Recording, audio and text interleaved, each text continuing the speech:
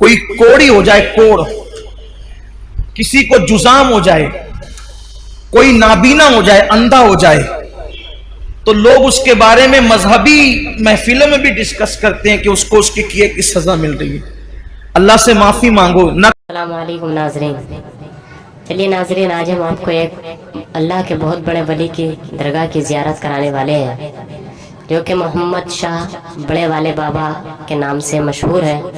और दोस्तों, इस दरगाह की खासियत है कि जो भी शख्स अपनी मुरादें लेकर के इस दरगाह पे आता है और जो भी दुआएं मांगता है, अल्लाह ताला उसकी दुआ को कबूल फरमा लेता है। दोस्तों, ये दरगाह उत्तराखंड के शहर काशीपुर में मौजूद है। तो चलिए दोस्तों, आज आप इस दरगाह की ज़ियारत करने वाले हैं और साथ ही साथ एक बहुत बड़े आलिम दीन हज़रत अल्लामा मौलाना सैयद अमीन उल क़ादिर साहब क़िबला के बयान को भी आप समाअत करेंगे। तो चलिए दोस्तों, वीडियो को स्टार्ट करते हैं।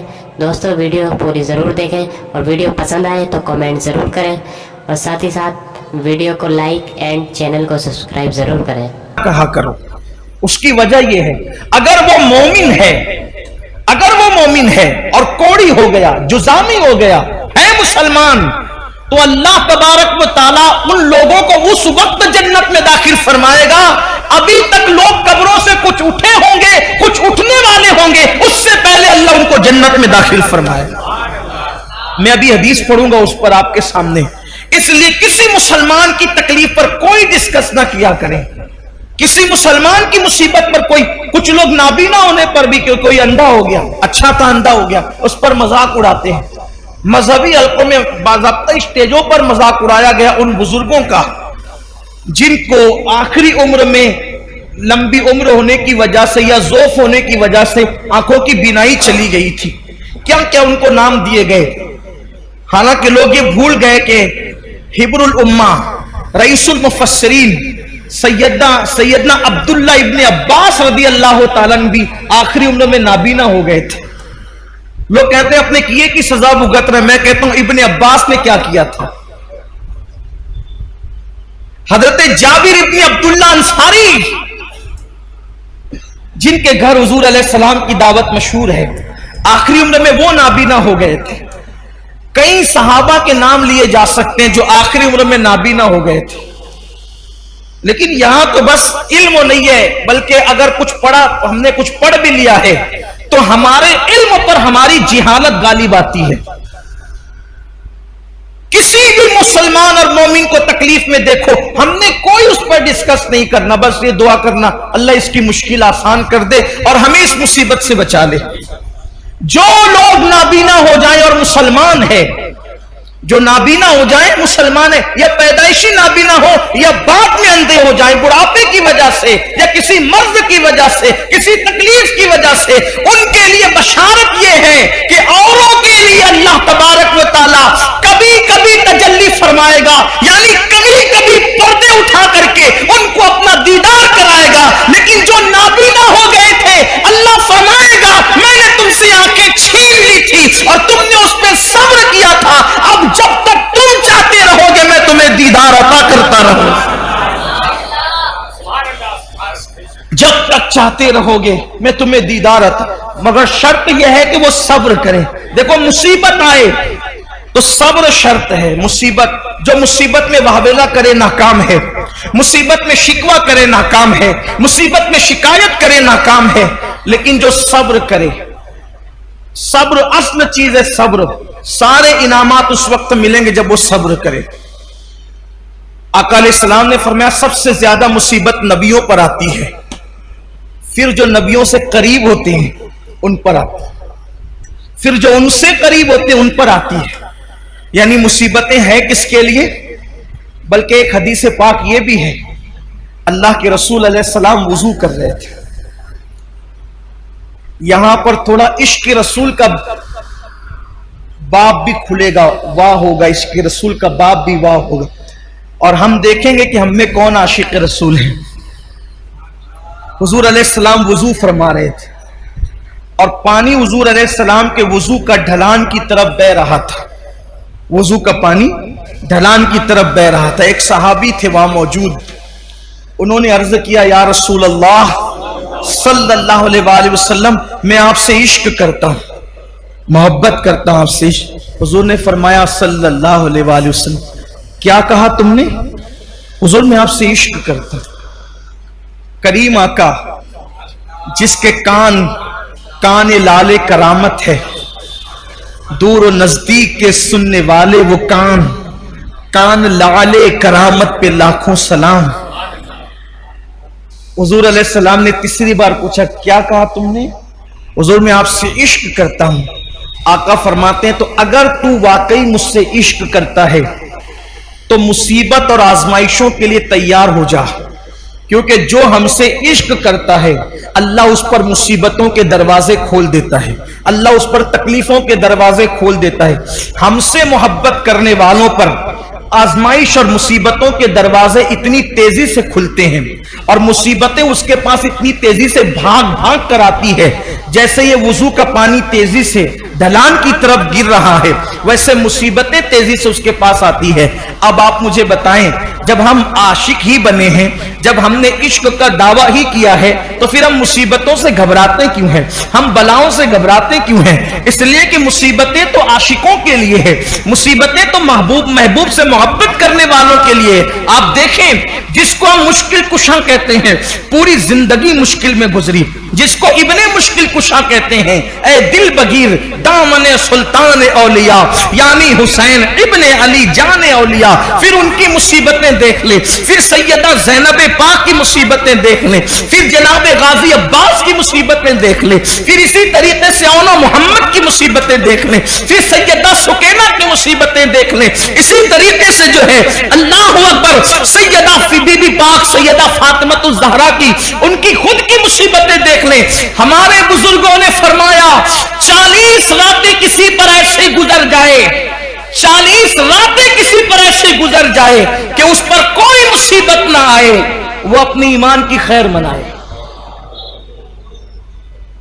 वो अपने ईमान का एहतिसाब करे 40 दिन के अंदर। अब उसको इमाम अहले सुन्नत ने बहुत खूबसूरत अंदाज से मुज़य्यन किया। फरमाया 40 रातों में तीनों में से कोई एक आना चाहिए, इल्लत, ऐन से इल्लत, और से किल्लत, वाल से जिल्लत।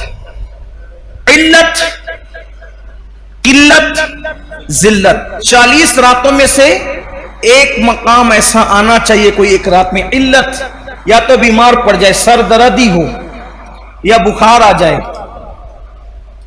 कोई बीमारी हो, पैर ही दुखे, कांटा ही चुभे, कोई ना कोई बीमारी आ जाए।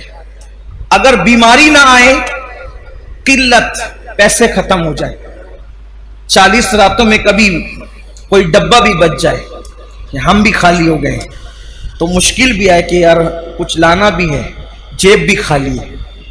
जिल्लत, कोई जलील करे। देखो, अब यहां अपने ज़ौक़ के मुताबिक बात करना चाहता हूं। कोई आशिक हो और जलील ना हो, मुझे उसके इश्क में शक है। क्यों? इसलिए कि दीवाना ही तो जलील होता है, दीवाना ही जलील होता है, फरजाने थोड़ी जलील होते हैं। फरजाना तो कपड़े संभाल के चलता है, उसकी इस्तरी फरजाने की समझाने के लिए कह रहा हूं, उसकी इतनी टाइट रहती इस्तरी कि वो जो स्त्री ने इस्तरी की है तो उसके फन को भी लोग हैरत से देखते हैं। वो बैठता इतने अदब के साथ है कि उसकी अदाएं काबिले तारीफ होती है। फरजाना खाता इतने नजाकत के साथ है कि उसका खाने पर भी डिस्कस होती है कि क्या अदब का अंदाज है। लेकिन जलील किसने होना है? दीवाने ने। इसके तो बाल ऐसे, इसका तो लिबास ऐसा, इसका तो गुफ्तगू का समझाने के लिए कर। दीवाना, ये दुनिया का दीवाना है जो जलील होता है। अरे जो दुनिया की मोहब्बत में दीवाना हुआ, जब वो जलील होता है तो जो सबसे बड़े महबूब आजम, महबूब रब्बे अकबर, सारे अंबिया के खुदाओं का, सारे अंबिया का खुदा, माफ कीजिए खुदा, सारे अंबियाओं का खुदा, सारे नबियों का खुदा, सारे रसूलों का खुदा जिससे प्यार करे वो मोहम्मदुर रसूलुल्लाह। अब कोई उनसे प्यार करे, कोई उनसे इश्क करे, तो फिर आप मुझे बताएं वो जलील ना हो, वो रुस्वा ना हो, तो फिर वो आशिक कैसा, फिर वो मुहिब कैसा? उसे तो जलील होना ही है। तो इल्लत, बीमार पड़ना 40 रातों में, किल्लत, पैसे की कोई तंगी आ जाए, जिल्लत, तीनों में से कोई एक चीज आ जाए, और अगर तीनों आ जाए तो सोने पर सुहागा है। मैं यहां पहुंचकर तो यह जरूर कहता हूं कि 40 रातें नहीं, बल्कि शुक्र के तौर पे कहता हूं कि 10 से 11वीं रात नहीं आती, 2 चीजों से तो साबका पड़ता ही रहता है। इल्लत भी हो जाती है, इल्लत भी हो जाती है, और आलमी पैमाने पर फेसबुक और यूट्यूब पर और व्हाट्सएप पर कुछ जिल्लत भी हो जाती है। तो दिल को इत्मीनान होता है कि अभी ईमान का तोता उड़ा नहीं है, अभी ईमान का तोता उड़ा नहीं है। और रही बात जिल्लत की, तो हुजूर ताजुश शरिया ने बहुत अच्छा शेर कहा था, अगर महबूब के लिए जलील होना पड़े तो फिर ये जिल्लत नहीं है, बल्कि ये भी इज्जत है। वो कहते तेरी खातिर जलील होना है मेरी इज्जत। मैं इसको जोड़ करके इसलिए पढ़ रहा हूं ताकि उसका मफहूम समझ में है। तेरी खातिर जलील होना है मेरी इज्जत। तेरी खातिर जलील होना है, क्या है? आपके लिए जलील होना मेरे लिए क्या है? इज्जत है। तेरी खातिर जलील होना है मेरी इज्जत, मेरे वकार सलाम। तेरी खातिर जलील होना है मेरी इज्जत, मेरे वकार सलाम। तो हुजूर के लिए जलील होना कोई जिल्लत नहीं है, बल्कि ये तो बड़ी इज्जत है। तो 40 दिन के अंदर ऐसी मुश्किल आनी चाहिए। फिर बीमारियों का बाब अलग है। तो याद रखिए कि मुसीबतें, लेकिन यहां तो बस लेकिन इल्म नहीं है, बल्कि अगर हमने कुछ पढ़ भी लिया है तो हमारे इल्म पर हमारी जिहालत गालिब आती है। किसी भी मुसलमान और मोमिन को तकलीफ में देखो, हमने कोई उस पर डिस्कस नहीं करना, बस ये दुआ करना अल्लाह इसकी मुश्किल आसान कर दे और हमें इस मुसीबत से बचा ले। जो लोग नाबीना हो जाएं और मुसलमान है, जो नाबीना हो जाए मुसलमान है, या पैदाइशी नाबीना हो या बाद में अंधे हो जाए बुढ़ापे की वजह से या किसी मर्ज की वजह से, किसी तकलीफ की वजह से, उनके लिए बशारत यह है कि औरों के लिए अल्लाह तबारक व तआला कभी कभी तजल्ली फरमाएगा, यानी कभी कभी पर्दे उठा करके उनको अपना दीदार कराएगा। लेकिन जो नाबीना हो गए थे, अल्लाह फरमाएगा मैंने तुमसे आंखें छीन ली थी और तुमने उस पर सब्र किया था, अब जब तक तुम चाहते रहोगे मैं तुम्हें दीदार अता करता रहूंगा। जब तक चाहते रहोगे मैं तुम्हें दीदार अता, मगर शर्त यह है कि वो सब्र करें। देखो मुसीबत आए तो सब्र शर्त है। मुसीबत, जो मुसीबत में वाहवेला करे नाकाम है, मुसीबत में शिकवा करे नाकाम है, मुसीबत में शिकायत करे नाकाम है।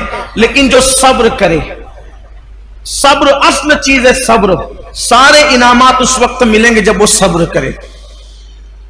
आका अलैहिस्सलाम ने फरमाया सबसे ज्यादा मुसीबत नबियों पर आती है, फिर जो नबियों से करीब होते हैं उन पर आती है, फिर जो उनसे करीब होते हैं उन पर आती है। यानी मुसीबतें हैं किसके लिए? बल्कि एक हदीस पाक ये भी है, अल्लाह के रसूल अलैहिस्सलाम वुजू कर रहे थे। यहां पर थोड़ा इश्क रसूल का बाब भी खुलेगा, वाह होगा, इश्क रसूल का बाब भी वाह होगा, और हम देखेंगे कि हम में कौन आशिक रसूल है। हुजूर अलैहिस्सलाम वुजू फरमा रहे थे और पानी हुजूर अलैहिस्सलाम के वुजू का ढलान की तरफ बह रहा था। वुजू का पानी ढलान की तरफ बह रहा था। एक सहाबी थे वहां मौजूद, उन्होंने अर्ज किया या रसूल अल्लाह सल्लल्लाहु अलैहि वसल्लम, मैं आपसे इश्क करता हूं। मोहब्बत करता हूं आपसे। हुजूर ने फरमाया सल्लल्लाहु अलैहि वसल्लम, क्या कहा तुमने? हुजूर मैं आपसे इश्क करता हूं। करीम आका जिसके कान लाले करामत है, दूर और नजदीक के सुनने वाले वो कान लाले करामत पे लाखों सलाम। हुजूर अलैहिस्सलाम ने तीसरी बार पूछा, क्या कहा तुमने? हुजूर मैं आपसे इश्क करता हूं। आका फरमाते हैं, तो अगर तू वाकई मुझसे इश्क करता है तो मुसीबत और आजमाइशों के लिए तैयार हो जा, क्योंकि जो हमसे इश्क करता है अल्लाह उस पर मुसीबतों के दरवाजे खोल देता है, अल्लाह उस पर तकलीफों के दरवाजे खोल देता है। हमसे मोहब्बत करने वालों पर आजमाइश